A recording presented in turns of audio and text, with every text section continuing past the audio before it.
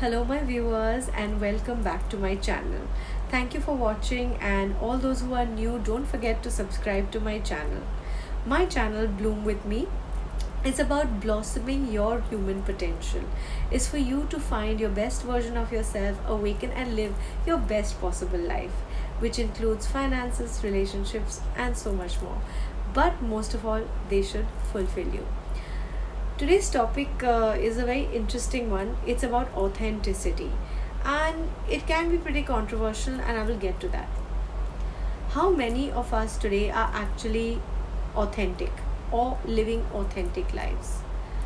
Especially in the city, people are living very, very pretentious lives, and Instagram and Facebook and all these channels are promoting a kind of fakeness in our society. We're not always well dressed like I am today. I also run errands during the day. I do all kinds of things. I also clean my house. I also cook food. But a lot of people are presenting versions of themselves outside over there and wondering why things are not working for them. Life loves authenticity. And if you're not authentic, it's going to give you back exactly what you are. Meeting fake people? Well, take a look within. I'll explain to you what I mean. What does it even mean to be authentic? After all, aren't we all victims of our circumstances, our environment? Aren't we all shaped by that? We can be, and it's very important that we unplug from those situations and find out our own true voice. There are many blessed souls who are in touch with their own voice, but there are many who are not. And many times these people then struggle with relationships and with luck, with finances, and so many other things. So life meets you as deeply as you have met yourself. If you are not committed to yourself, unfortunately, you are going to go out there and meet people who are also not going to commit to you. As harsh as that sounds, this is actually a fact. If you're not out there trying to do the best for yourself, you're going to meet people who are also going to offer their not so best version to you. And if you're out there cherry picking what you want from people and rejecting what you don't like about them, then they're going to do the same, whether they are as vocal about it as you or not, but they will do that.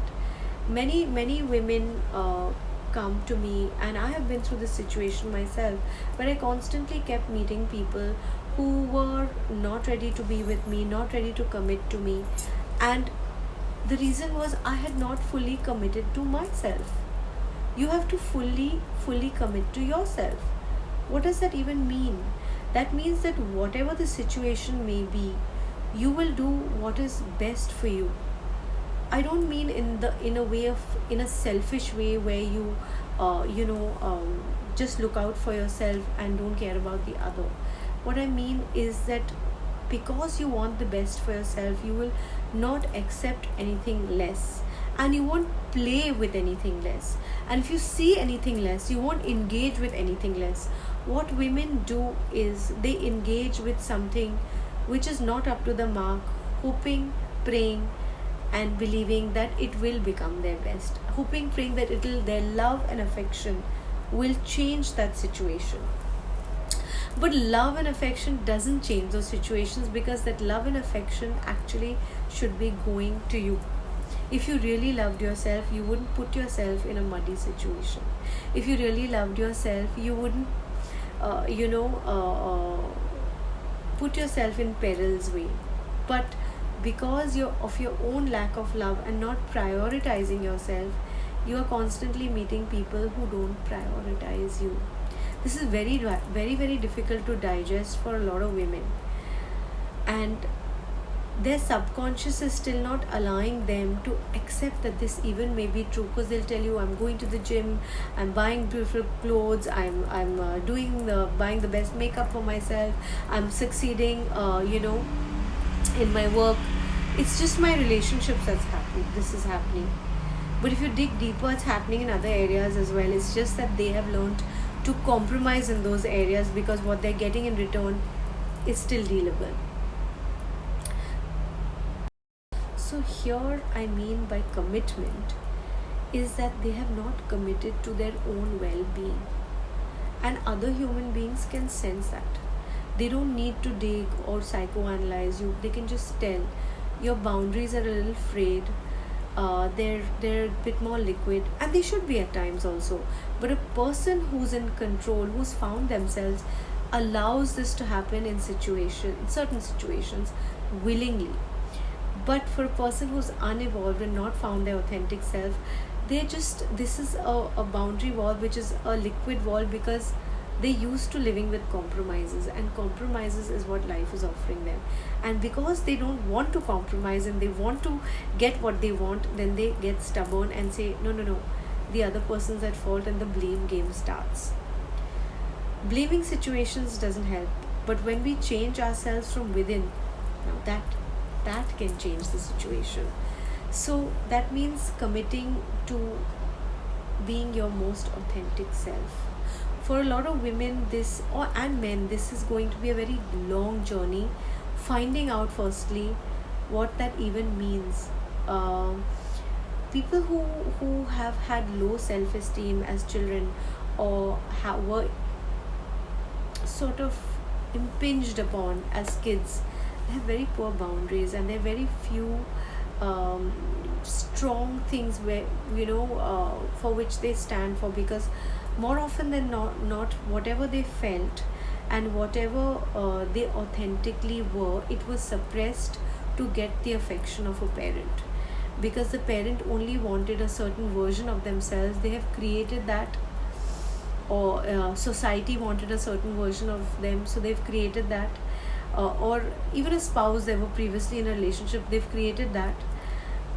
There is no real that person left anymore. So is that person really committed to themselves? No. So they're constantly meeting people who also give them crumbs or don't love them back the way they have to. So if you want that, you're gonna have to become very, very fierce. You've got to understand your conditioning and start firstly to decondition yourself. Deconditioning yourself is a process. It's about peeling away the layers which you've accumulated over the years from that person, this person, to become a version of yourself that is acceptable by society. But underneath it all, if you don't know who the real you is, then definitely relationships will be the first thing that suffer, because like I said, people smell that. What should they like? Because you're constantly chopping and changing yourself to be liked. So what is the real you to begin with? People sense that. So the first thing in wanting a good connection or love is authenticity. So today I'm going to leave you with this, and leave it at that. And my second video is going to be about finding that authenticity. How do you find the authentic version of yourself? Where is it beneath all these layers? How do you uncondition yourself? And what are the first few steps you've got to take to start being authentic? It becomes a very long video, if I go on and on. So I'm going to keep that for the second part. Don't forget to like and subscribe if you enjoyed this video and if you enjoyed this conversation. And if you want such topics covered more, definitely write in the comment section what kind of subjects you want to be talked about, be it love, relationships, and anything that you like under the sun. So Bloom With Me is about that, so that you can find who you really are, and you can really shine forth and come across and form beautiful relationships, live your life to your fullest potential, not shying away in a corner or trying to chop and change yourself out of insecurity to fit somebody else's bill to be liked. So come back and listen to part 2 and leave a comment and let me know what you think. Take care and have a great evening.